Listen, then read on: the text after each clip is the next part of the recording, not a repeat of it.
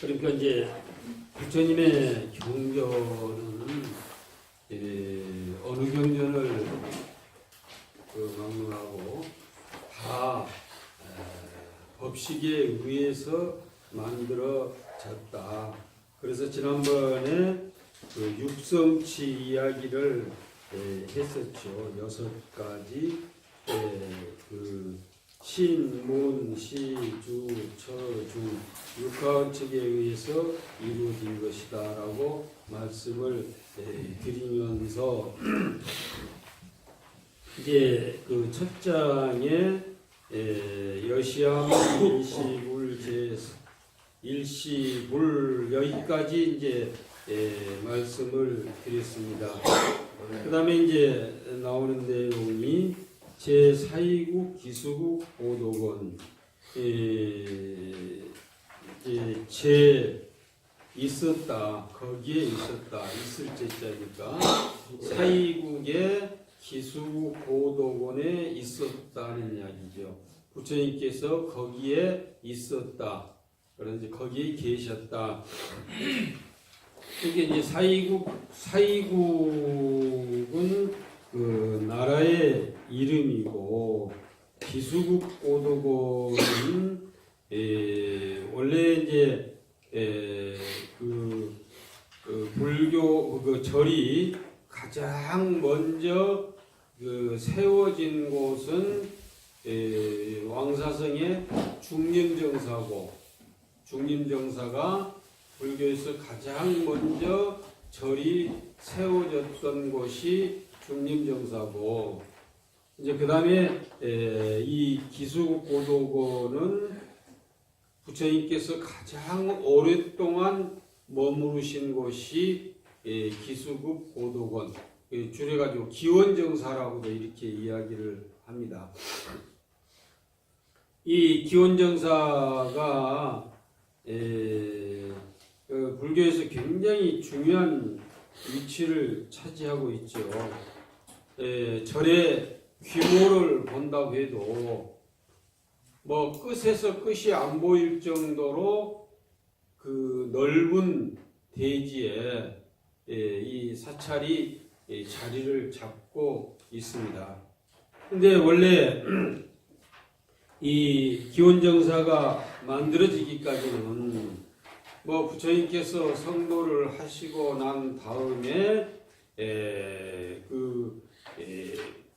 이웃 나라에 소위 이제 그 급고독 여기서는 이제 급고독이라고 그랬는데 급고독 장자라고 하는 수달따라고 하는 그 아주 그 재벌이 있었어요. 수달따라고 하는 재벌이. 근데 수달따라고 하는 사람이 어려운 사람을 위해서 굉장히 많이 베풀어 줘가지고 고독한 사람에게 베풀어 주었다 이렇게 해서 급고독 장자라고도 이렇게 이야기를 합니다. 그러면 우리가 이야기할 적에 고독이라고 하는 게 뭐예요? 고독. 뭐 우리가 어렸을 때에 뭐 편지 쓸 때에 고독하고 어쩌고 이렇게 쓰죠. 근데 고독 외로울 꽃자 홀로 독자 그냥 외롭다는 이야기가 되겠죠. 그러나 이 글자 한자에 따라서 뜻이 달라집니다. 이 우리가 어렸을 적에 부모가 없는 사람을 고아라고 그러죠. 고아. 그래서 우리 이제 고아원 이제 고독이라고 했을 때에 어렸을 적에 내가 어렸을 적에 부모가 없는 것을 고라고 합니다. 독은 내가 나이가 많이 먹었을 때에 자식이 없는 것을 독이라고 합니다. 그래서 요즘에 이야기에 뭐 시골에 혼자 살고 있는 자식이 없이 혼자 살고 있는 사람들을 일러서 독거라고 하죠. 독거노인. 혼자 산다는 얘기예요. 그래서 이 고독이라고 하는 말을 함부로 쓰는 게 아니에요. 어렸을 적에는 부모가 없는 것이고 나이가 많이 먹었을 때에는 자식이 없는 것을 고독이라고 하는 것이다. 그런 사람들에게 그 많이 물질적으로 베풀어 주었던 사람이 수달따라고 하고 그 별명이 급고독장자예요.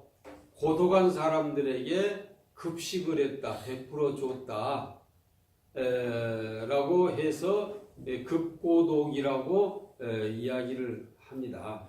근데 그 수달장자가 이웃 나라에 이제 원래 그 장자라고 하는 것이 재벌을 이야기하거든요. 재벌, 돈이 많이 있는 사람.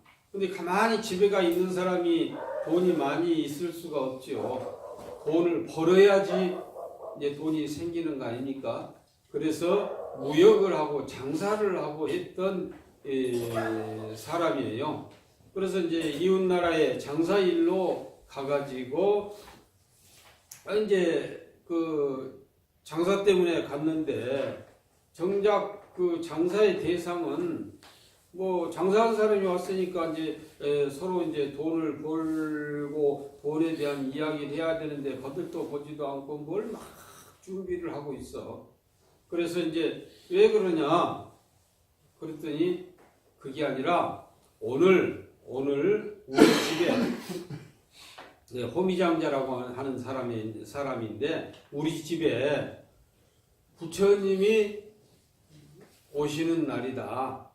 그래서 부처님에게 대접을 하기 위해서 준비를 하고 있다. 그런데 부처가 무엇이냐는 이야기예요. 부처. 우리가 이야기했을 때에 우리는 부처를 이야기하면은 법당에 모셔진 부처님을 부처라고 이렇게 이야기를 하거든요. 또 그렇지 않으면은 3000년 전에 이 세상에 오셔서 깨달음을 얻으셨던 분을 부처라고 이렇게 이야기를 합니다. 근데 원래 부처는 그게 부처가 아니에요. 깨달음이 부처입니다.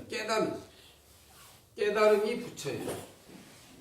그래서 깨달은 분이 우리 집에 오시는데 그분을 맞이하기 위해서 뭐 요즘 같으면은 차도 한 잔 참 맛있는 차도 대접을 하고 과일도 좀 대접을 하고 이제 이런 준비를 하고 있어요. 그런데 이제 거기에서 그 깨달은 분이라고 하는 게 머리에 와서 쫙 꽂혔어. 이 급고독장자가. 그럼 나도 그 깨달은 분을 부처님을 이 집에 오시면은 좀 배울 수가 있느냐? 우리 집에 오는데 부처님 못 배울 수가 있겠느냐? 해가지고 같이 준비를 하고 있다가 부처님께서 오셨을 때에 이제 부처님을 뵙고 부처님은 항상 이 금강경에서도 이야기가 지금 곧 나오고 있습니다만은 그 밥을 공양을 잡수시고 난 다음에 공양의 대가로 설법을 법을 말씀을 하셨거든요. 그래서 거기에서도 이제 설법을 하신 내용을 들었는데 듣고 거기에 감복이 돼가지고 그 수달장자가 자기 나라에도 부처님이 오셔서 좀 그 많은 사람들을 제도해주고 좀 머무르셨으면 참 좋겠다는 생각이 들어서 부처님에게 간청을 하게 됩니다. 내가 우리나라에 돌아가서 부처님께서 머무를 수 있는 정사는 고요한 집을 정사라고 그러거든요. 뭐 우리나라에서는 그냥 절을 정사라고도 하지요. 절을. 근데 고요한 집을 정사라고 그래요. 요즘에 이제 우리나라에서 정사 이름을 뭐 절에다가 정사라고 해갖고 이름을 많이 쓴 데가 있죠. 고요한 집을 정사라고 그래요. 내가 고요한 장소에 부처님께서 머무를 수 있는 그 곳을 마련을 하겠습니다. 그러니까 부처님께서 우리나라에 내 나라에 오셔서 머무르시면서 모든 중생을 좀 제도해 주십시오 하니까 거기에서 부처님께서 승낙을 하셨어요. 그래가지고 사립을 하고 목련존자를 보내가지고 그 장소물색을 하는데 이왕이면 조용한 곳, 또 항상 그 밥때가 되면은 걸식을 해야 되니까 시내하고 머지 않는 곳, 이런 장소를 물색하는 거예요. 마치 심양사 같은 곳이에요. 심양사가 시내에서 그렇게 멀리 떨어져 있지도 않고 가깝지도 않잖아요. 그러니까 조용하고 멀리 떨어져 있지 않는 곳을 물색을 하다 보니까 마치 그 나라에 왕자가 가지고 있는 그 땅이, 좋은 땅이 있었어요. 왕자가 가지고 있는 땅이. 그래서 그것을 동산이라고, 이제 인도에서 동산은 뭐 히말라야 같은 큰 산도 있습니다만은 히말라야를 벗어나면은 산이라고 하는 게 없어요. 조그마한 조금 높으면은 우리나라로 말하면은 이 묘지만 하면은 이게 동산이요. 우리나라로 이야기하면은 완전히 평야지대인데 조금 높아. 근데 거기가 이제 경치가 좋고 아름다운 그 나무가 많이 있고 이렇게 해가지고 좋은데, 그때 여기 이제 기수라고 하는데, 기타 태자를 기수라고 그래요. 기타 태자를. 그 태자가, 그 나라의 태자가 가지고 있는 동산이에요, 그게. 그래서 이제 그 태자에게 찾아가서 이 동산을 나에게 팔아달라 하니까, 태자가 무슨 돈이 필요해서 그 동산을 팔라고 그러겠어요? 내가 팔아야 될 이유가 없다. 내가 돈도 그렇게 필요 없다. 하도 이제 팔아달라고 하니까 안 팔 욕심으로 그럼 네가 필요한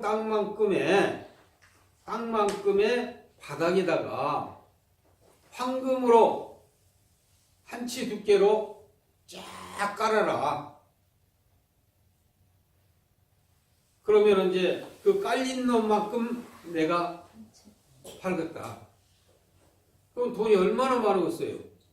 예를 들어서 우리가 한 평, 지금 서울에 비싼 땅이 뭐 얼마 간가 모르는데 엄청나게 비싸잖아요. 돈으로 깔고 도배를 해도 그냥 남을 정도인데, 그 한 치 정도로 쫙 깔았다고 생각했을 때에 그 한 평 땅이 얼마나 되겠어요?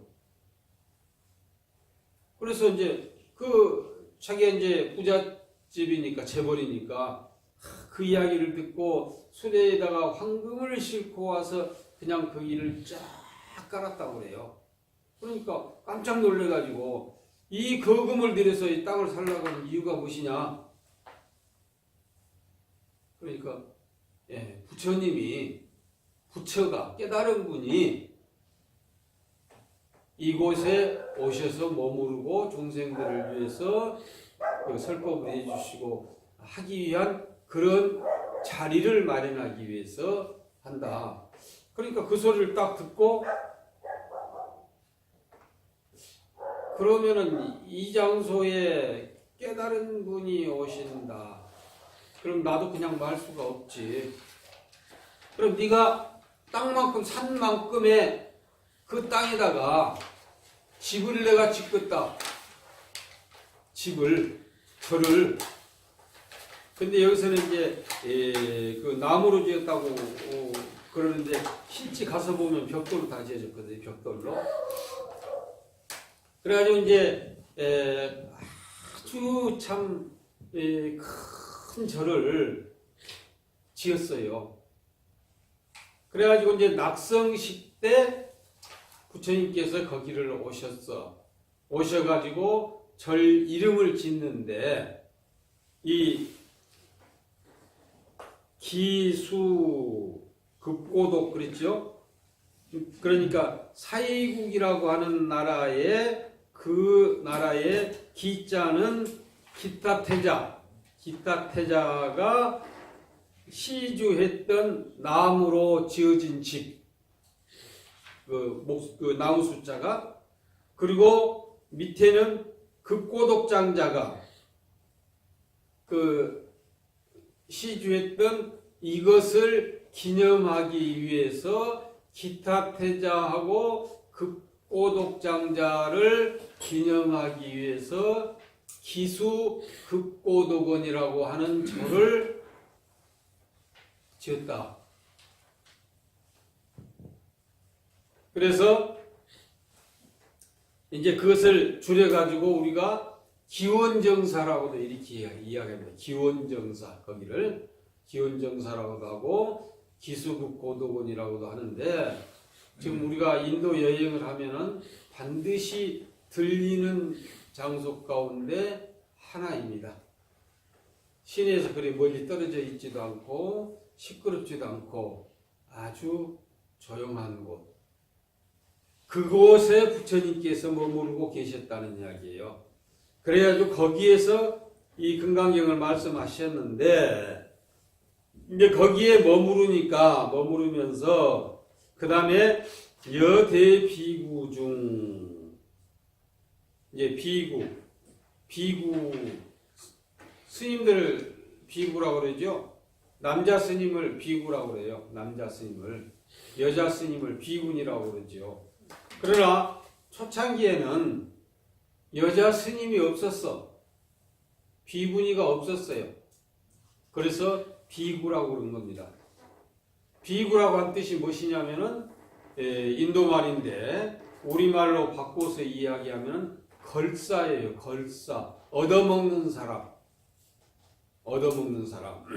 비구가 얻어먹는 사람인데 안으로는 그 법을 얻어먹고 밖으로는 밥을 얻어먹어. 스님들은 그때 당시에 절에서 절대 밥을 해먹고 살림을 하고 절 관리를 하고 그러지를 않았어요. 그저 수행만 하면 돼. 수행만 하면은 절대 절 관리하고 뭐 기도해주고 마당에 풀 메고 마당 쓸고 법당 청소 이런 거 아니요. 딱 이제 수행만 하고 설법만 해주면 요게 스님들의 책임을 다하는 겁니다. 살림은 신도님들이 해요. 전체를. 집이 쓰러지거나 말거나요. 그 신도님 다 알아서 하니까. 지금도 저 태국 태국 저쪽에 그 스리랑카 가면은 스님들은 전혀 그런 거 몰라. 수행만 하면 돼. 지금도. 아무튼 비구라고 하는 것은 법을 얻어먹고 밥을 얻어먹는 걸사라는 이야기예요. 걸사. 근데 대비구중이라고 했으니까 대비구중은 그 중에서 훌륭한 사람의 무리가 몇 명이냐? 1250명이라는 얘기예요. 1250명. 그러니까 1250명이나 되는 그 스님들이 기원정사에서 같이 살았어요. 같이. 이게 절이 얼마나 크겠어요. 절이.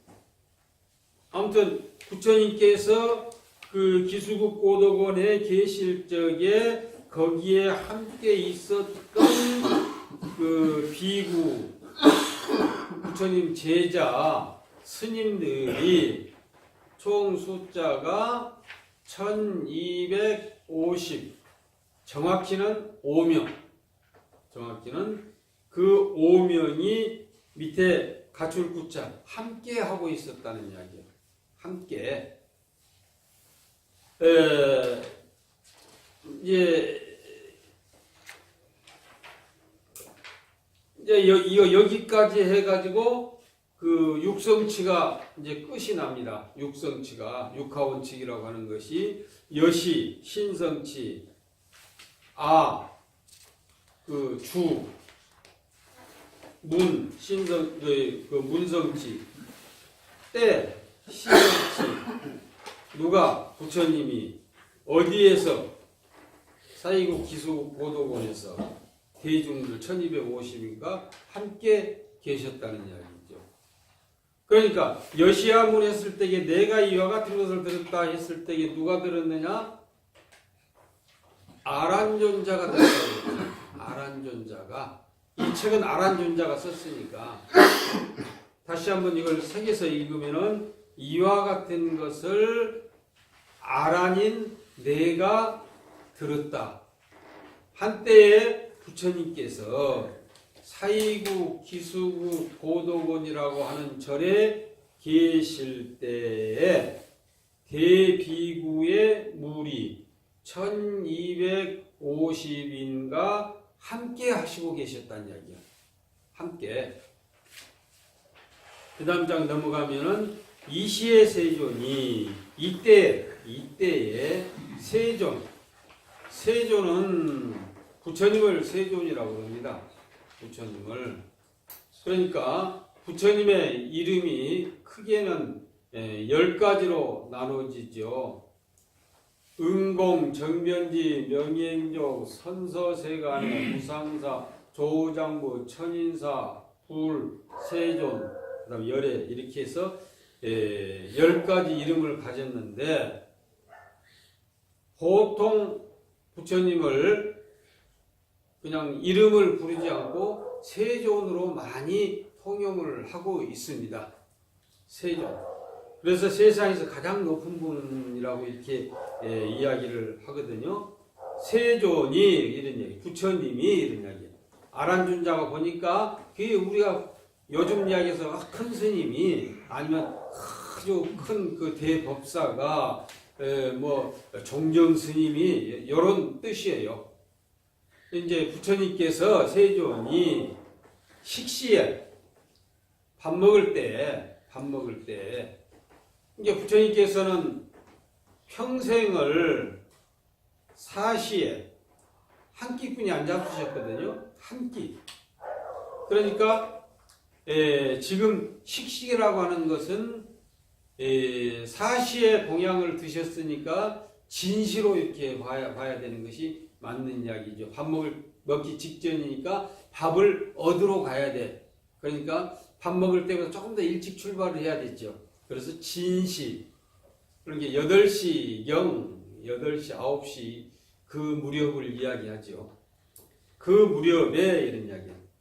차기 지발하시고, 차기, 그 옷을 입는다. 우리가 새 옷 입으면은 착복을 한다고 그래요. 착복. 이제 그 소리와 똑같아요. 차기. 그 차기라고 하는 거, 부처님께서 부처님의 옷은 딱 가사뿐이 없어. 요거뿐이 없어. 요거뿐이. 부처님께서는 요것이 가사인데 다른 거 아무것도 없어요. 더구나 그쪽 지역은 더운 지역이니까 이 장삼도 필요가 없고 속에 옷도 필요가 없어. 아무것도 필요가 없어요. 아무것도. 요것만 두르고 있어요. 요것만. 더운 지방이니까. 그래서 이제 더 정확히는 요 가사가 세 종류가 있죠. 세 종류가 대가사, 중가사, 소가사. 이제 그 소가사라고 하는 것은 안따이라고 이렇게 이야기를 하는데 그 혹간 무슨 일을 한다, 작업을 한다 이럴 때에 입는 옷이에요. 마치 지금 동남아 가서 보면은 그 옷을 입고 있는데 어떤 옷같이 생겼느냐면은 우리 그 여자분들 미니스커트 입은 것도 똑같아. 그냥 미니스커트예요. 이렇게 딱 가리면은 이 아래만 가려져. 이게 가사예요. 부처님은 가사만 입고 사셔. 그 외에 아무것도 입질 안 해요. 거기 지금 스님들은.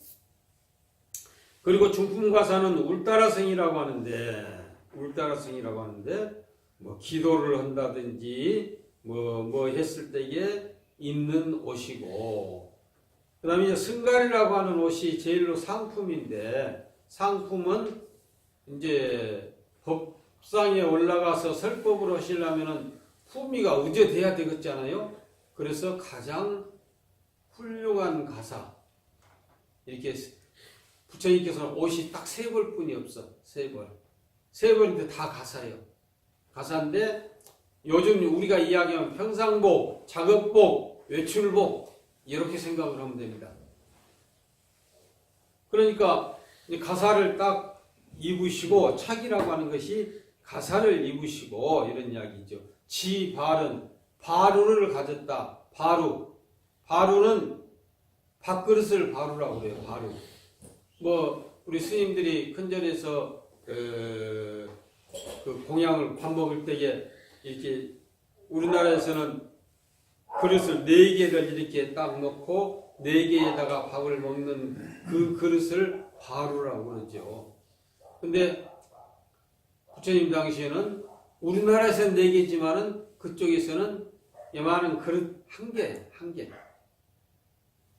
이걸 가지고 시내를 쫙 나가면은 전체 그 국민들이 부처님에게 먼저 공양을 대접을 하고 자기네들이 밥 먹어요. 그러니까 지금도 저쪽에 불교 국가에 가보면은 절에서 밥 안 해. 절에 부엌이 없어. 밥을 안 해먹으니까 불 뗄 필요가 없고, 더운 지방이니까 방에 불 뗄 필요가 없어요. 불은 안 돼. 불 뗄 필요가 없어. 밥 먹을 때가 딱 되면은 바로만 들고 쫙 나가요. 바로만 들고 쫙 나가. 그러면 밖에서 기다리고 있던 전체 그 신도님들이 그 스님들에게 그 땅바닥에 엎드려서 큰 절을 하고, 그 스님들이 잡수실 만큼 조금씩 바로에다 담아드려요. 이게 불공이요. 이게 불공. 그러면 이제 그놈을 가지고 오셔가지고 이제 한때 점심시간이 돼요. 그때 되면 갔다가 돌아오면은 그걸로 하루 끼니가 끝나는 거예요. 그러니까 그 가사를 바루를 가지고 이제 가지고 이런 이야기예요. 그 바루를 가지고 입 사이대성, 입 들어간다고 그랬죠. 들립자 사이대성, 사이국에 쉽게 말하면 서울이라고 하는 이야기야. 이 기원정사가 있는 사이국의 서울.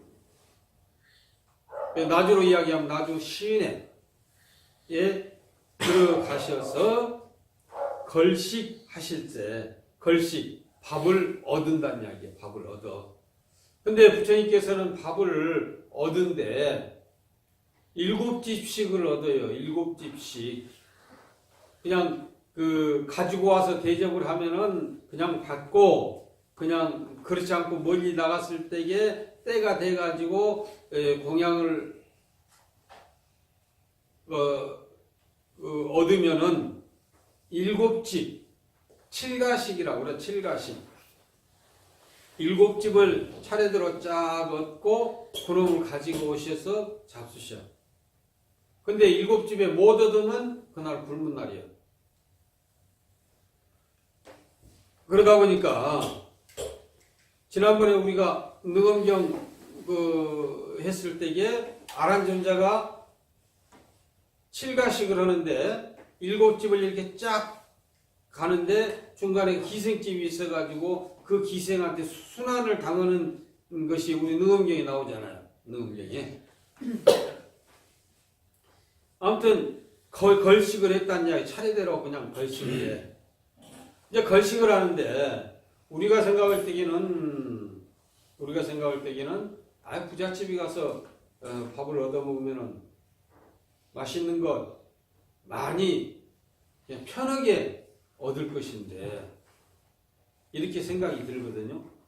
근데 부처님께서는 그게 아니에요. 똑같이 부잣집이고 가난한 집이고 관계없이 쫙 얻는데 가난한 사람은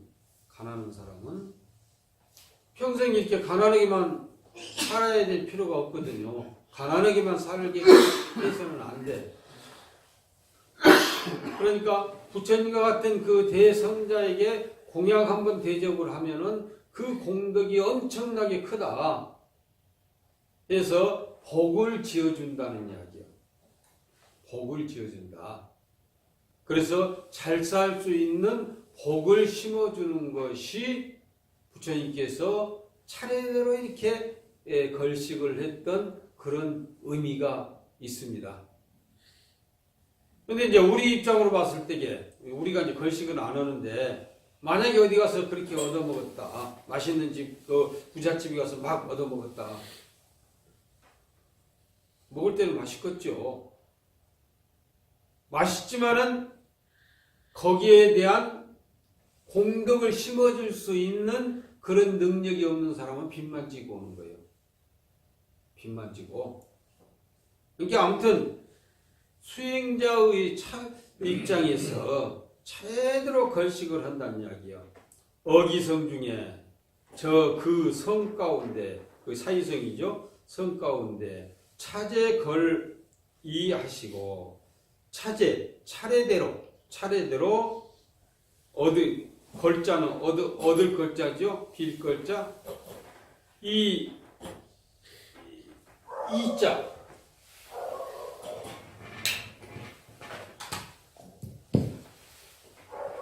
이걸 몸기자죠. 몸기자. 이 몸기자를 써놓고 이자로 써놨거든요. 이 몸기자를 몸기라고도 있고 마칠 이로 읽어요. 마칠 이로.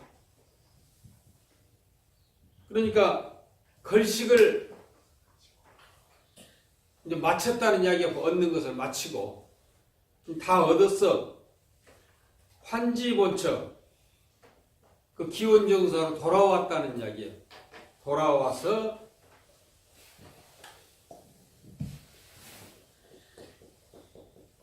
이 밥식자지요. 밥식자. 그런데 여기서는 사로 써놨어요. 사. 이건 동사로 먹을 사로 읽습니다.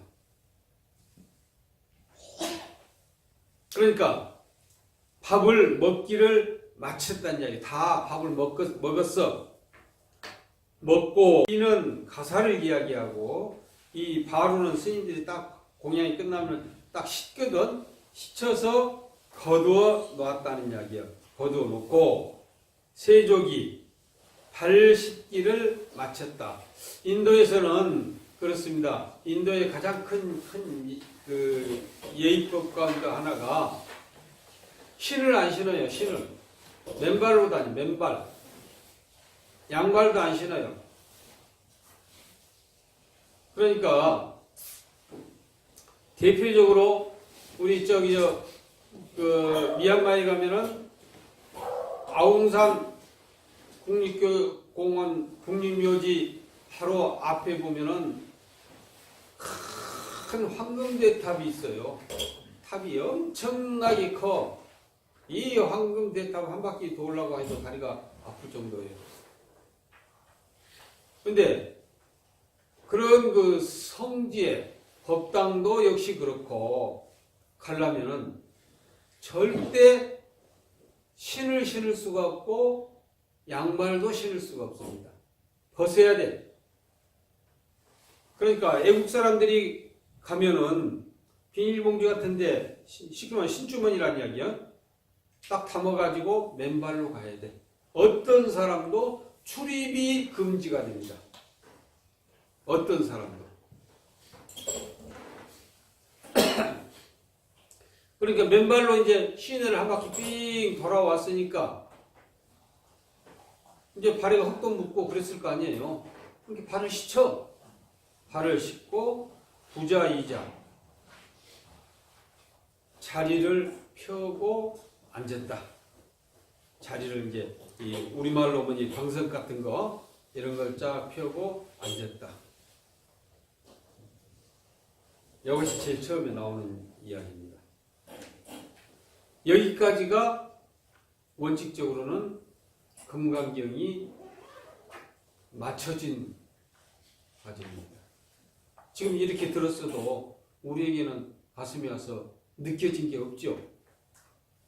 느껴진 게 있죠. 여기까지가 금강경이 끝나버렸어요. 끝나버렸어. 상등기에서는 더 이상 이야기거리가 안 돼. 여기까지 딱 끝났습니다.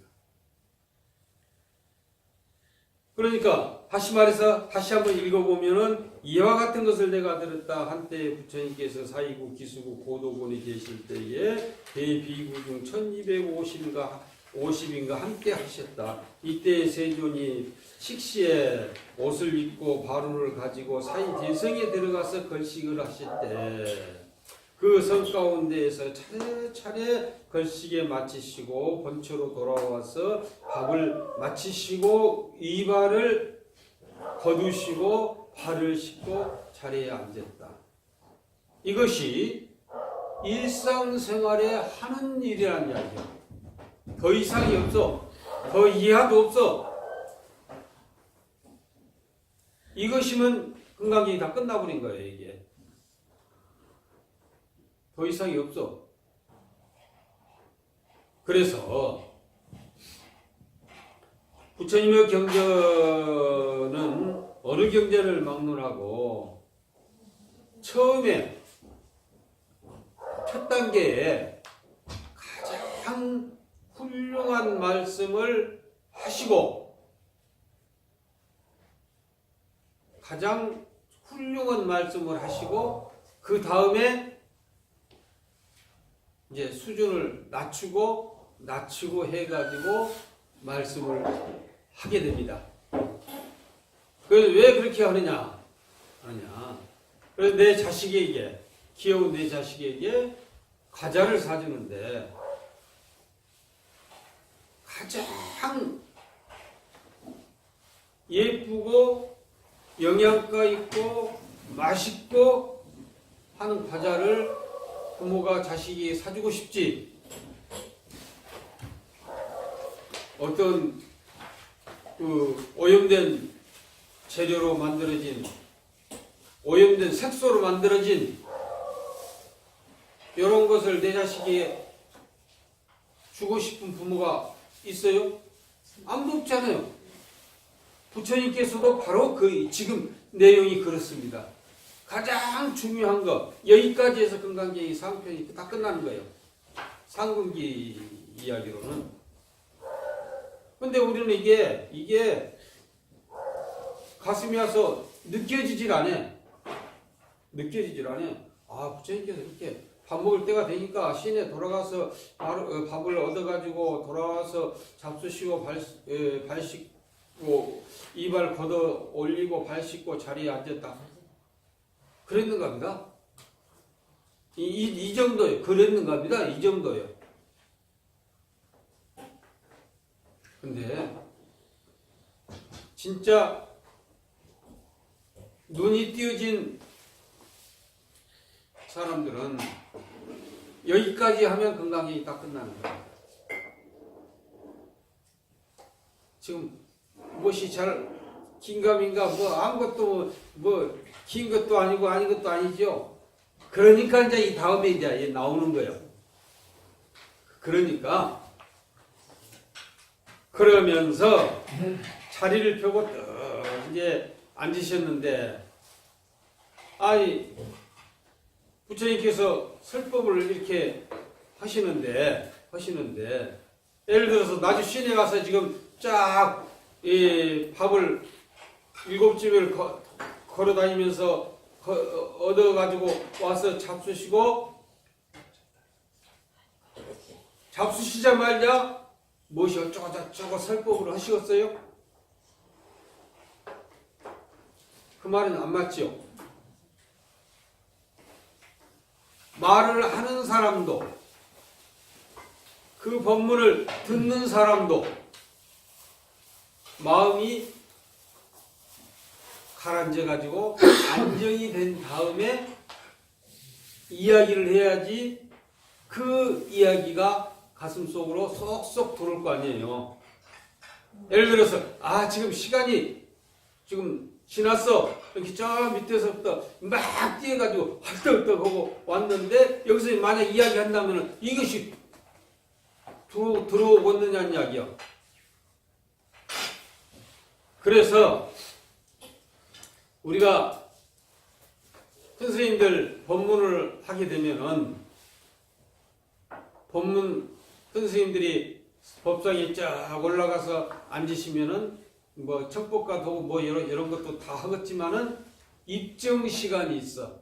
딱 저는 이제 마음을 가라앉히고 참선을 하는 것처럼 이렇게 앉아 있는 것을 입정이라고 그래. 선정에 들었다. 삼매에 들어갔다. 선정에 들었다. 그래서 이제 자리를 펴고 앉았는데 그냥 뭐 시내 갔다 왔으니까 다리가 아프니까 쉬기 위해서 자리를 펴고 앉은 게 아니라 선정에 들었다는 이야기예요. 선정에. 그래서 어느 경전을 막느라고 선정에 들어가셨다가 나오셔서 설법을 하시게 됩니다. 그러므로 인해 가지고 말을 하는 부처님이나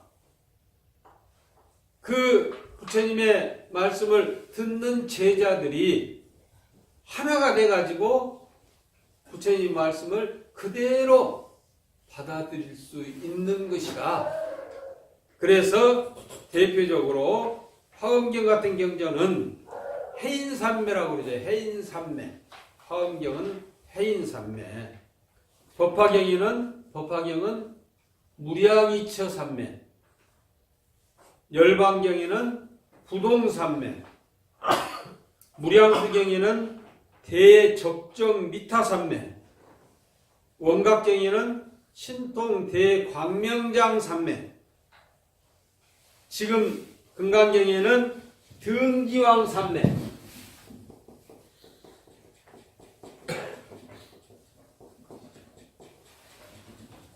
등기왕삼매에 쫙 드셨다는 이야기입니다. 그 삼매에 들어가지고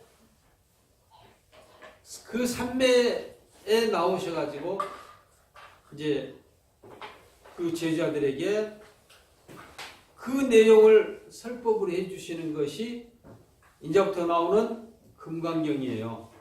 그러니까 여기까지는 최상권을 위해서 이야기를 했고 이제 하나씩 풀어서 이야기를 한다는 이야기요.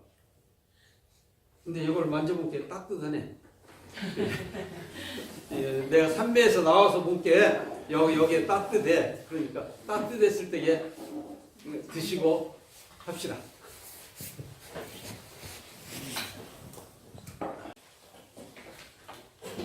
이제부터 중궁기가 들어갑니다. 선현기천궁이라고 하죠. 선현은 이 수보리의 다른 이름이 선현입니다. 이제 선현이 이제 그 부처님에게 법을 청한다는 이야기예요. 그래서 이제 시 장로 수보리 제대증중 즉종자기 편단우견 우술작지 합장공정 이백보런 희우세정. 그때에 장로 수보리가 수보리는 부처님의 10대 제자 가운데서 공의 도리를 가장 잘 아는 제자가 수보리입니다. 그래서 해공제일이라고 하거든요. 아래자 빌공자 해공제일. 공도리를 가장 잘 아는 제자가 수보리죠. 이제 수보리가 이제 이런 이야기인데 그 앞에 장로라고 하는 게 붙었죠. 장로. 참 요즘에 이 장로라고 하는 용어를 우리가 먼저 사용을 했던 이야기거든요. 근데 요즘에는 기독교한테 뺏겨버려 가지고 장로교회 또 그 목사 다음에 최고로 그 관리를 하는 사람을 장로 이렇게 이야기를 하거든요. 원래 우리가 먼저 사용을 했었던 내용입니다. 그래서 우리 큰절에 가면은 큰 스님들을 일러서 장로라고 하는 표현을 지금도 우리도 쓰기는 씁니다. 근데 사회에서 이야기하면 이거 기독교 장로를 이야기를 해요. 그러면은 기독교에서는 교회 살림을 하는 사람을 장로라고 이렇게 이야기를 하는데 불교에서는 장로라고 하는 게 무엇이냐 이야기예요. 장로라고 하는 게 세 가지 뜻이 있어요. 장로라고 하는 게 나이가 많이 먹은 사람을 장로라고 그래요. 나이가 많이 먹은 사람. 또 하나는 법을 잘 아는 사람을 장로라고 해요. 또 하나는 나이도 많이 먹고 법도 잘 아는 사람을 장로라고 해요. 그래서 세 가지 뜻이 있어요. 이 수보리는 나이도 많이 먹었고 법도 잘 알고 하는 장로. 그러니까 요즘 우리가 뭐 대통령을 부를 적에도 옛날에는 대통령 각하 그랬는데 요즘에는 대통령 안 부르죠. 밑에가 임하고 붙으죠. 이 소리랑 똑같은 이야기요. 장로, 수보. 우리가 수보리 이렇게 부를 수가 없으니까 감히 우리가 아무리 이 책에서 나온 것이고 경전에서 나오지만 우리 입장에서 수보리 할 수는 없죠. 그러니까 우리가 이야기하면 수보리님, 수보리 큰 스님 이런 이야기 뜻이죠. 그래서 장로는 큰 스님인데 나이도 많이 먹고 법도 잘 알고 하는 분을 일러서 장로라고 하는 표현을 쓴다. 이렇게 아시면 됩니다.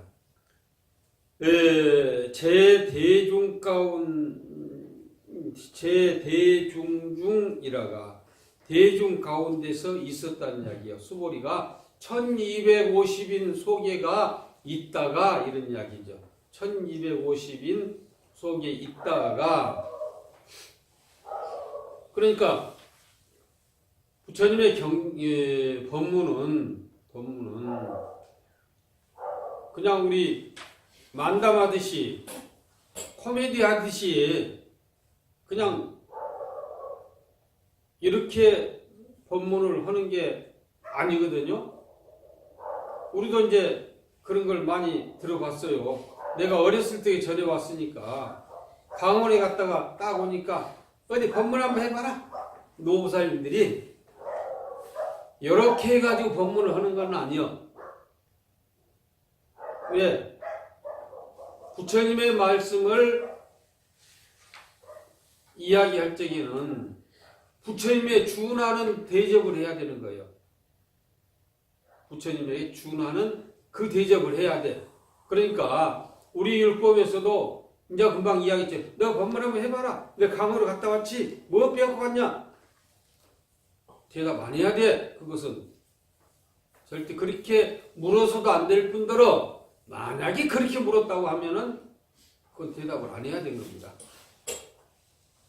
바로 이제 여기에서 5가지 예의가 나오는 이야기죠. 이게 대중 가운데 다 같이 1250인 속에 앉아있던 수보리가 이제 즉종자기 곧 자리로 쫓아서 일어났다. 자리에서 일어났다는 이야기예요. 부처님에게 뭘 묻는데 부처님 뭐 요렇게 해서는 안 되겠지. 딱 정중하게 일어서서 이런 이야기죠. 정중하게 즉종자기 이제 그게 하나입니다. 그래서 편단우견하고 오른쪽 어깨 여기가 지금 가사를 제가 써있는데 여기는 딱 덮여 있어도 여기는 없죠. 그래서 오른쪽 어깨를 착 들어 올렸다는 이야기야. 여기에 우리나라에서 지금 현재 사용하고 있는 의식 가운데 하나입니다. 우리가 부모님이 돌아가셨을 적에 요즘에는 그냥 양복, 새카만 양복 입고 이렇게 하는데 얼마 전까지만 해도 입관하기 전에는 한쪽 팔을 쪽 뺐죠. 한쪽 팔을. 불교 의식이에요.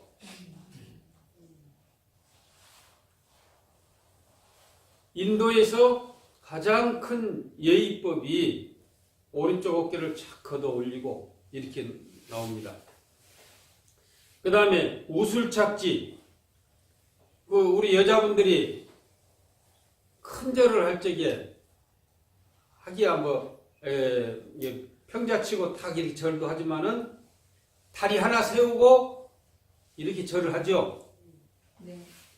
오른쪽 무릎을 땅에 대야 된다는 이야기야. 오른쪽 무릎을. 이것도 인도에서 하는 예의예요. 그 다음에 합장 공경을 한다. 합장. 이렇게 합장하고 부처님을 공손히 대한다. 하고 이 백불은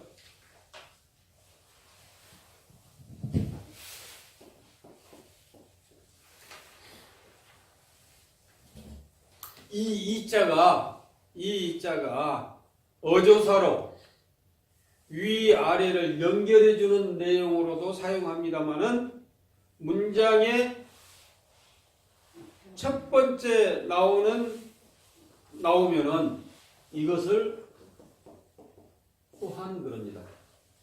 문장이 첫 번째 나오는 또한. 이것은 흰배자죠. 흰배. 희다, 검다 할 적에 사용한 것입니다.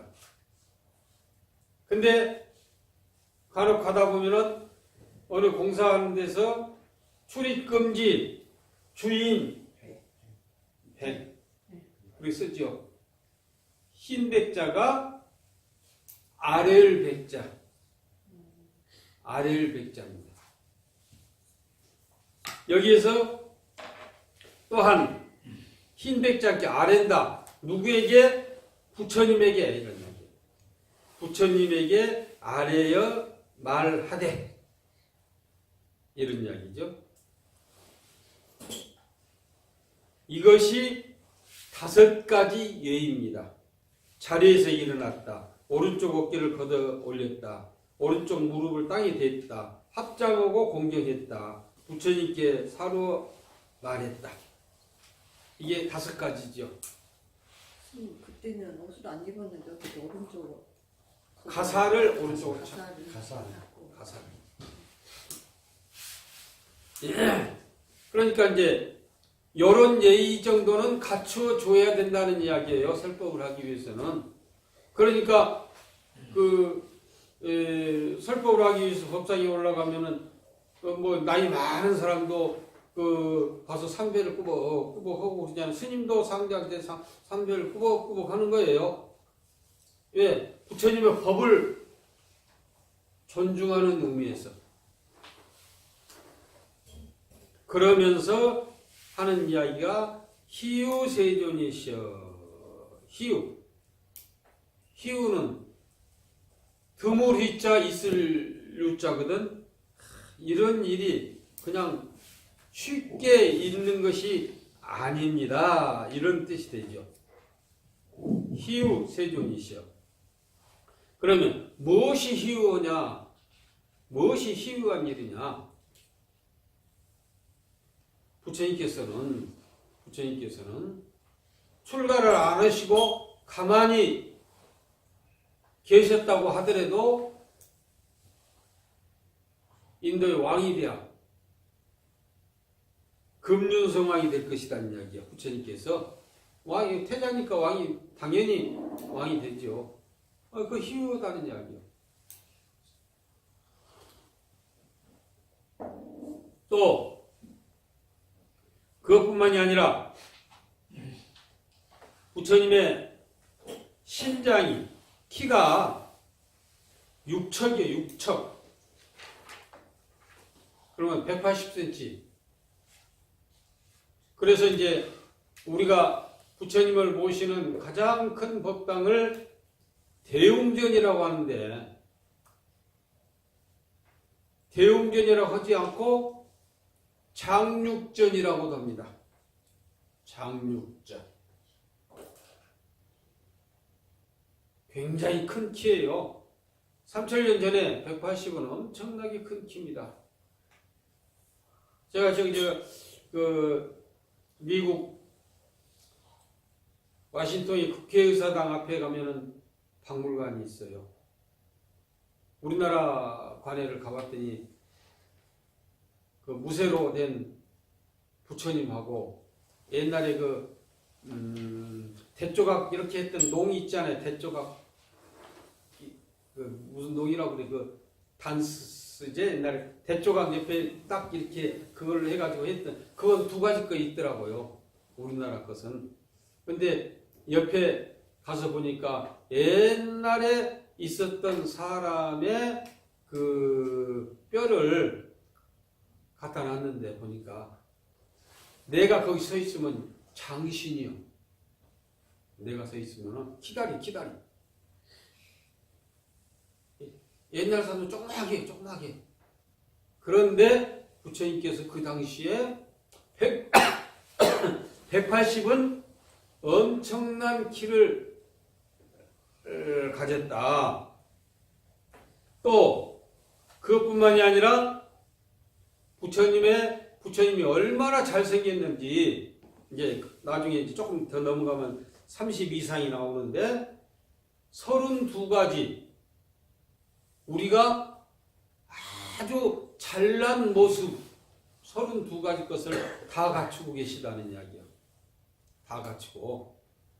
그러니까 당장 우리 여자분들이 화장을 하는데 부처님 닮아가는 화장을 해. 뭐 머리 색깔도 감청색이고, 여기 눈썹은 버들잎색이고, 눈은 그냥 선명하고, 이마에 여기에 그것이 이제 백호상이 있고, 인도 사람들 그쪽 다 이 백호상 찍잖아요. 코는 오똑하고 살은 부드럽고, 뭐 여러 또 이제 그 머리카락은 이렇게 둘로 이렇게, 옛날에 우리 고등학생 여고생들 머리 두 갈래로 싹 따갖고 이렇게 다녔잖아요. 그런 식으로 어떻게 짜게 해서 나오는데, 그런 그 외모로 보여진 것이 32가지 것이 있어요. 저희께서 아주 잘생겼어. 32가지 것. 더 자세하게는 80가지나 더 잘생긴 것이 있어가지고 누구하고도 비교되지 않는 그런 훌륭한 덕상을 가지고 있기에 희우라고 했다. 또 하나는 부처님께서 3000년 전에 요즘 사람도 알지 못하는 내용들을 쫙 설법을 다 하셨다는 이야기예요. 뭐 기독교 성경은 가끔 번역을 다시 하죠. 우리는 그대로요, 그대로. 자, 그때 그대로.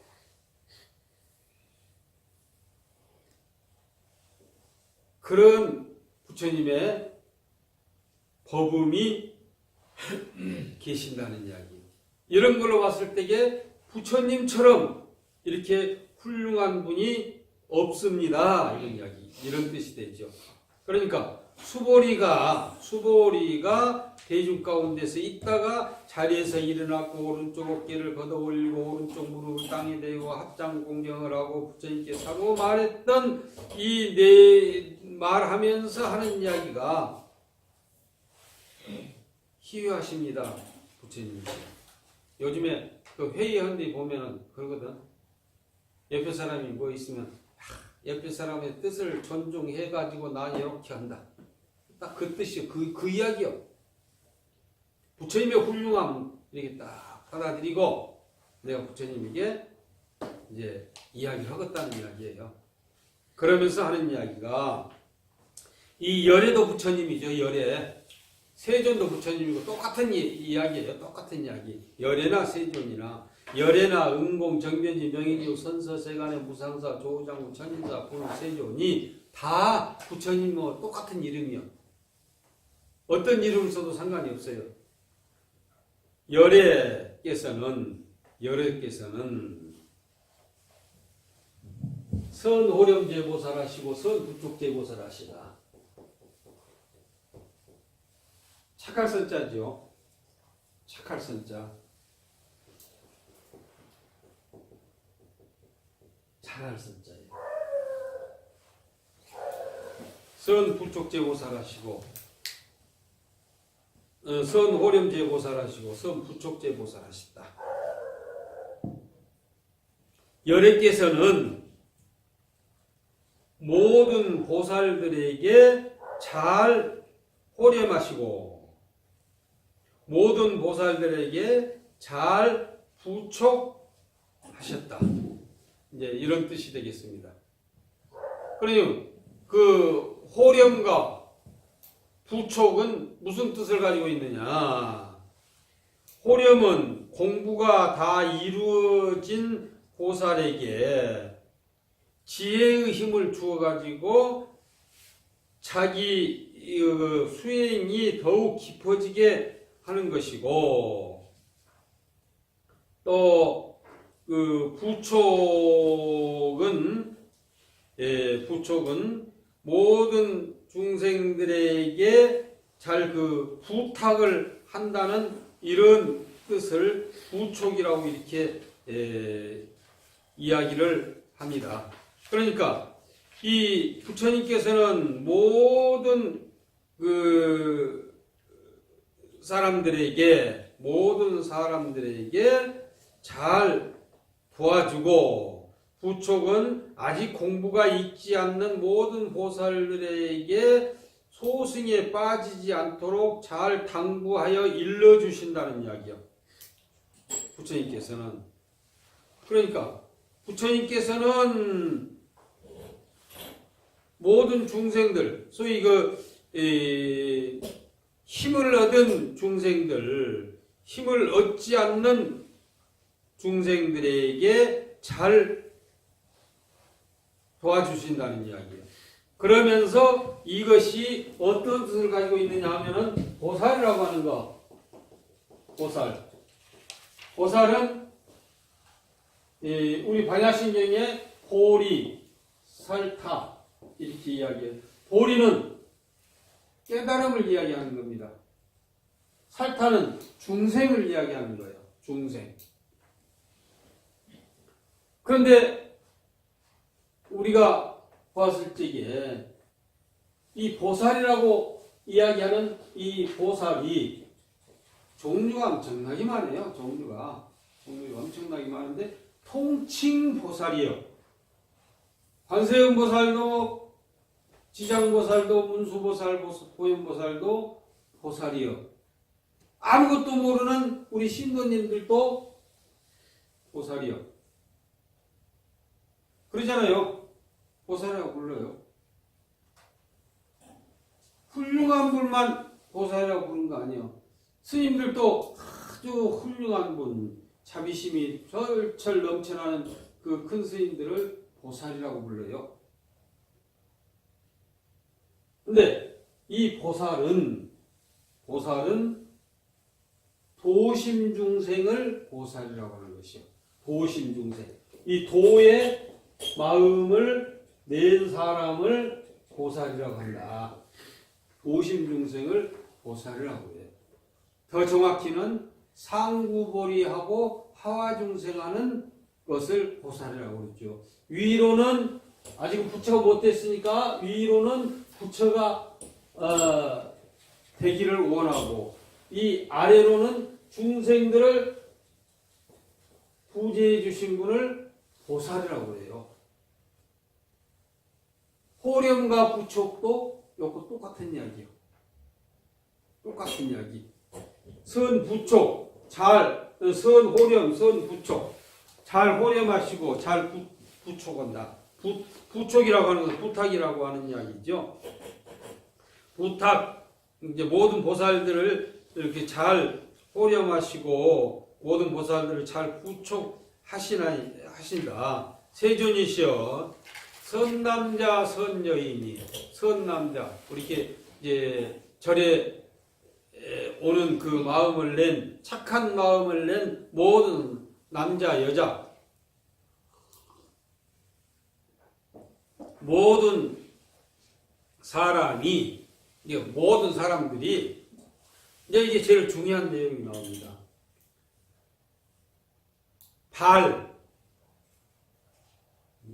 필발자 낸다는 이야기거든. 안욕따라 삼약삼보리의 마음을 낸 사람은 이런 이야기입니다. 안욕따라 삼약삼보리 이것은 인도말이죠. 인도말. 우리말로 바꿔서 이야기하면은 최고의 높은 깨달음을 얻어야 되겠다라고 하는 그 마음을 얻은 사람. 다시 말해서 부처가 되겠다고 마음을 먹은 사람. 그냥 이거 낱낱이 계산하면 아는 없을 묻자, 욕은 윗삼자 최고로 높은 것을 이야기하거든. 그래가지고 이제 저 언덕에 이르고 정변 정각 온 우주에 가득하고 바른 깨달음을 낸 그런 그 마음을 낸 사람들을 안욕따라 삼약삼보리라고 하는데 쉬운 이야기로 내가 최고의 훌륭한 마음을 낸 사람들은 이런 이야기예요. 훌륭한 마음을 낸 사람들. 내가 깨달아야 되겠다. 나도 부처가 되어야 되겠다. 아니면 내가 훌륭한 사람이 되어야 되겠다. 라고 하는 사람은 응여시 중 응여시 항복기신입니다. 응당이 운하는 어떻게죠? 운하는 어떻게 머무르고 어떻게 내 마음을 그 마음을 항복받아야 되겠습니까? 이런 뜻이죠. 어떻게 머무르고 어떻게 그 마음을 항복받아야 되겠습니까?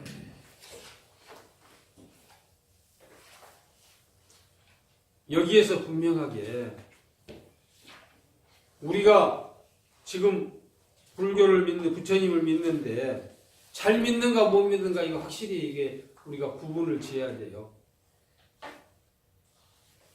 내가 깨달아야 되겠다는 마음을 낸 사람들은 어떤 마음을 가지고 어떻게 그 마음을 항복받아야 되겠습니까?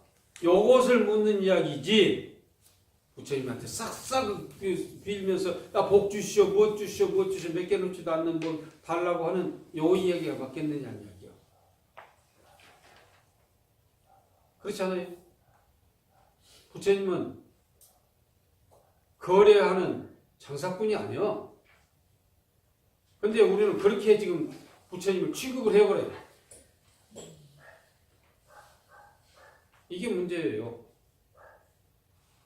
그러니까 옛날부터 강사는 좋은 데로 못 간다고 그런 이야기가 있어.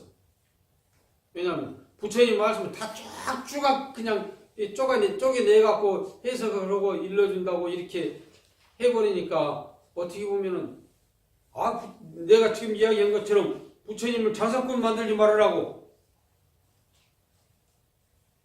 이게 문제가 있다는 이야기예요. 본질적으로 들어가가지고 그래도 금강경을 들었던 사람은 내 마음을 어디에다 두어야 되고 그 마음을 어떻게 항복받아야 되겠습니까? 내가 지금 굉장히 지금 안 좋은 일이 있어가지고 괴로운데 어떻게 좀 편안하게 할 수 있는 방법이 없습니까? 보통 이렇게 많이 하잖아요. 내가 뭐 어떤 신통력이 있어서 그걸 가르쳐줘요? 나도 못 오는데 이제 이걸 해야 돼. 이걸 뭐 어떻게 머무르고 어떻게 그 마음을 항복받아야 되겠습니까? 하고 이제 부처님에게 물어보죠. 그러니까 부처님께서 선지야 참 그래 잘했다 참 훌륭하다 잘 물어봤다 이런 뜻이 되죠. 수보리야 여여소설하야 네가 말한 것과 같이 열애는 모든 보살들을 잘 호렴하며 모든 보살들을 잘 부촉하나니 여금제청하라. 너는 이제 자세히 들어봐라. 당이여설 마땅히 너를 위해서 이야기하리라.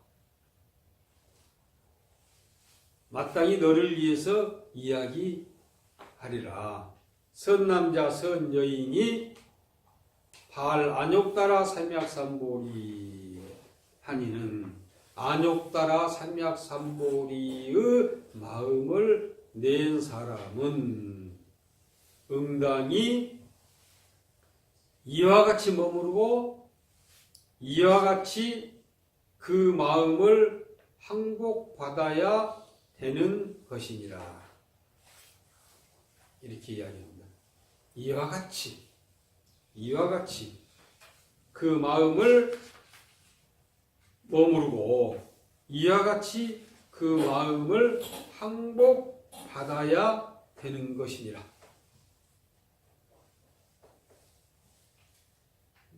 이와 같다고 하는 것은 이제 지금 이야기 이제 나와야 되겠죠. 그래 참 잘했다. 안욕따라 삼약삼보리의 마음을 낸 사람은 어떻게 머무르고 어떻게 그 마음을 항복받아야 되겠습니까? 라고 물어보니까 그래 그 안욕따라 삼약삼보리의 마음을 낸 사람은 이와 같이 머무르고 이와 같이 그 마음을 항복받으라. 이제 이렇게 부처님께서 말씀을 하시죠. 그러니까 유연세존시여 오직 그렇습니다. 부처님이시여 원효용문입니다. 이 요자도 음악이라고 할 때에 악자죠. 음악이라고 할 적에 음악이라고 할 때에는 악, 좋다고 할 때에는 락, 좋아한다고 할 때에는 요산, 요수. 그러니까 원효용문 그렇게 읽어야 되거든요. 원낭용문이라고 읽는 것이 아니라 한글로 해놨으니까 이제 원효용문이라고 이렇게 이야기를 하죠. 이와 같이 그 마음에 이와 같이 머무르고 이와 같이 항복받으라 하니까 그 이와 같다고 하는 것을 내가 듣고 싶습니다. 이렇게 이야기를 하죠. 그러니까 이제 그 다음에 이제 나오는 이야기가 불고 수보리아사대 제보살마살 여시항복기심이니 부처님이 수보리에게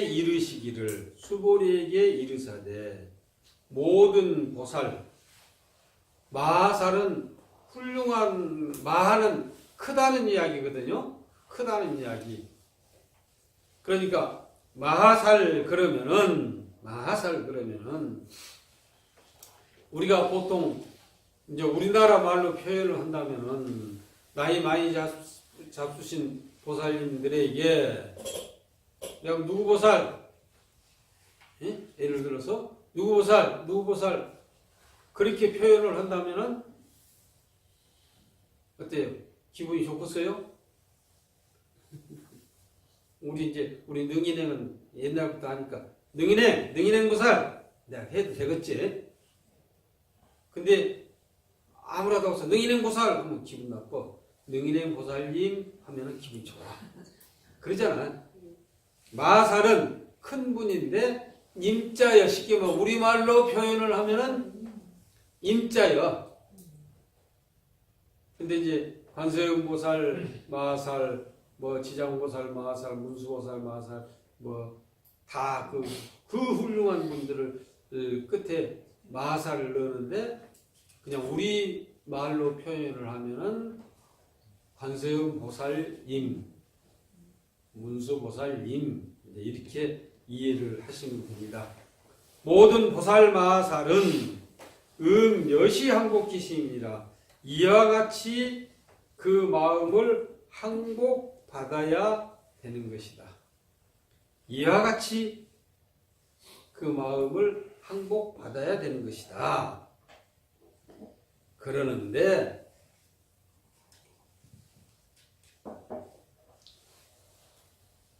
여기서 이제 하나 알아야 될 것이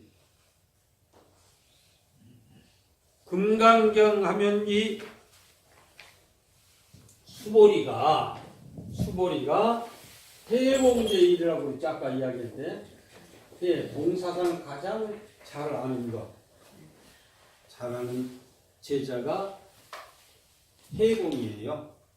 수보리를 해공제일이라고 불러요. 그럼 공 이렇게 이야기하잖아요. 공. 형 기억을 한 것도 없잖아요. 없는 거. 그때 절에 오면은 모든 것을 비워버려라 하죠. 놓아버려라, 비워버려라 이렇게 이야기를 합니다. 놓아버리고 비워버리려면 다 나한테 가지고 와서 비워버려. 그럼 난 다 주워갈게. 지금까지 쌓아왔던 모아왔던 재산, 권력, 학문 다 나한테 와서 내놔. 그 말이 맞는 이야기입니까 그게? 불교는 절대 비워버리는 종교가 아니요. 가지는 종교입니다. 가지는 종교. 가지는 종교. 공. 없는 것이 공이 아니에요. 없는 것이 공이 아니에요. 가득 차 있는 것이 공입니다. 지금 여기 아무것도 없습니까? 가득 차 있어요.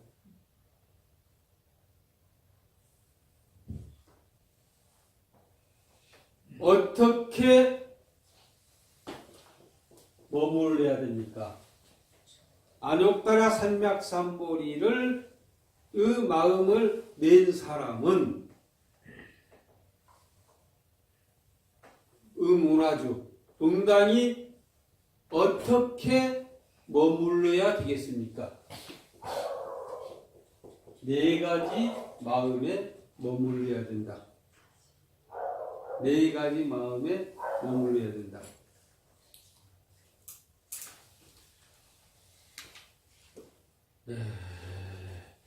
또 머물기만 하면 어떻게 되겠어요?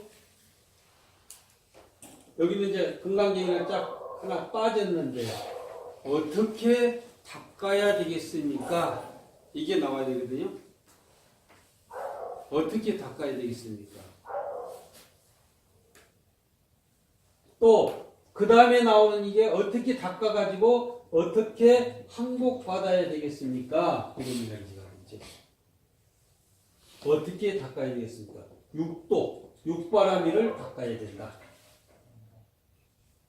어떻게 항복받아야 되겠습니까? 사상에 떨어지지 않아야 된다. 요것이면 딱 끝나버립니다. 요것이면 중궁기가 하는 내용으로서 딱 끝나버리는 이야기예요.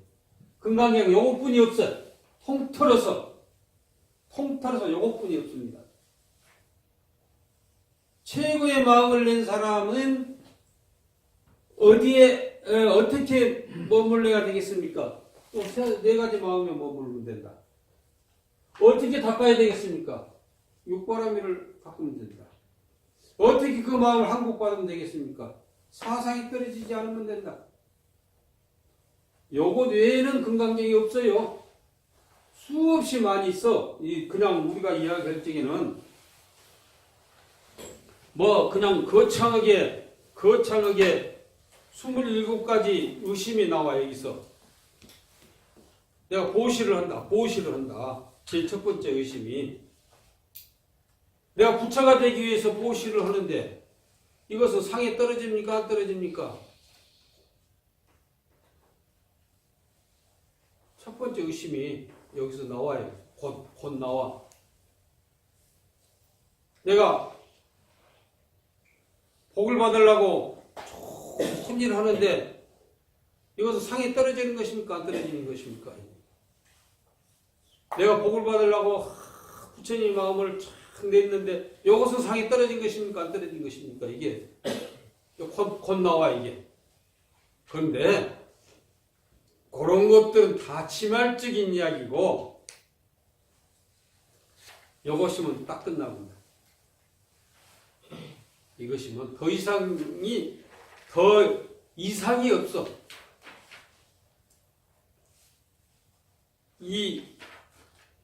그 세 가지 법문 어디에 머무를까? 사심에 머무르라. 네 가지 마음에 머무르라. 어떻게 닦을까? 육도를 닦아라. 어떻게 항복받았습니까? 사상에 집착하지 말아라.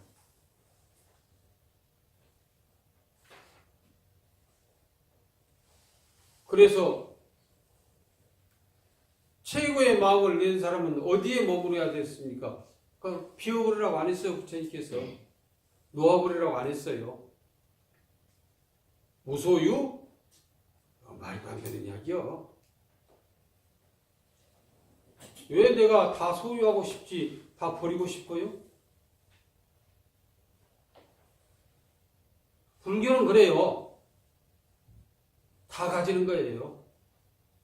다 가지는 거. 버릴 것이 하나도 없어요. 그래서 남는 게 없고 모자란 게 없는 것이 불교예요. 남을 것이 없고 모자랄 것이 없는 것이 불교예요. 그대로 충만되어 가지고 있는 것이 불교예요. 근데 우리는 불교를 잘 못 이해하고 못 믿는 탓으로 거지를 만들고 있는 것이 현실적인 불교라고 하는 종교를 믿는 사람들의 행위예요.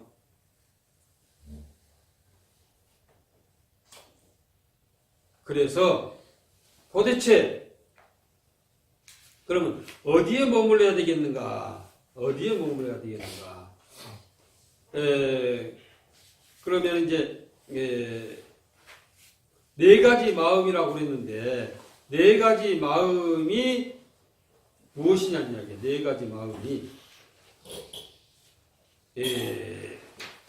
네 가지 마음이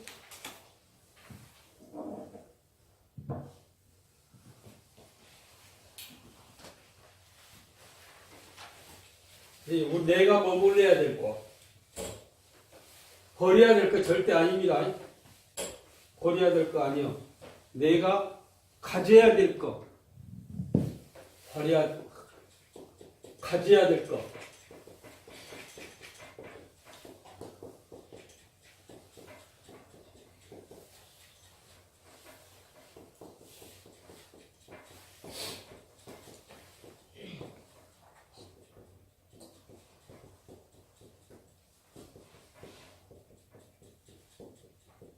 이것만 가지면 됩니다. 광대심. 광대는 넓다는 거 아닙니까? 광대심. 제일심. 그냥 그대로 최고야. 제일심. 항상 충족돼 가지고 있는 거. 불전도심. 넘어지질 않는 거. 똑바로 돼 있는 거. 요것만 가지면 돼요. 이것만. 이 네 가지 것만 가지면은 더 이상 필요가 없어요. 더 이상. 이걸 가지지 않는 사람은 육바라밀을 닦을 수 있는 자격이 없는 사람이에요. 육바라밀을 닦을 수 있는 자격이 없는 사람. 만약에 주민등록이 없다면은 대한민국 국민으로서 자격이 없는 사람하고 똑같은 이야기야. 이 네 가지 것이 갖추어져야 된다.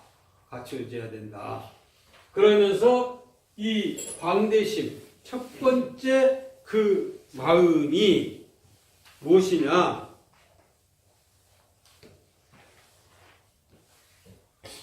(15페이지) 소유 일체 중생기류 양난생약, 태생약, 습생약, 화생약, 유생약, 무생약, 유상약, 무상약, 유상, 비무상. 여기까지가 광대심입니다. 그 다음에 제1심은 악의 영이 무예열반 이멸도지. 여기까지가 제1심입니다. 그 다음에 여시멸도 무량 무슨 무변중생, 실무중생 등멸도자. 여기까지가 상심. 그 다음에 하이고 수보리 약보사유 아상인상 중생 수자상이면은 즉귀보살이니라. 이게 불전도심입니다. 뭐 이것은 다음에 해야 되겠죠? 그러니까 절대 우리는 불교는 비워버리기 위해서 놓아버리기 위해서 믿는 종교는 아니에요. 다 가지는 종교예요. 다 가지는 종교. 그래 당장 불강경 보면 이게 공사상이라고 이야기하면서 네 가지 마음에 딱 머물러야 된다고 했잖아요. 네 가지 마음에 머무르지 않는 사람은 금강경 볼 수 있는 자격이 없어요. 그 자격 소재가 네 가지 마음에 머물러야 된다. 거기서 한 걸음 더 나가가지고 육바라밀을 닦아야 된다. 한 걸음 더 나가가지고 전도되지 않는 마음, 그래서 사상에 머무르지 않아야 된다. 이러면은 모든 게 금강경뿐만 아니라 불교가 떡하고 다 끝나버린 거예요. 그래서 하는 이야기가 지금 여기까지 이제 중궁기에 대해서 쭉 이야기를 하고 있는 중입니다. 이제 오늘 여기까지 하고 이제 다음에 말씀을 드리도록 하겠습니다. 고맙습니다.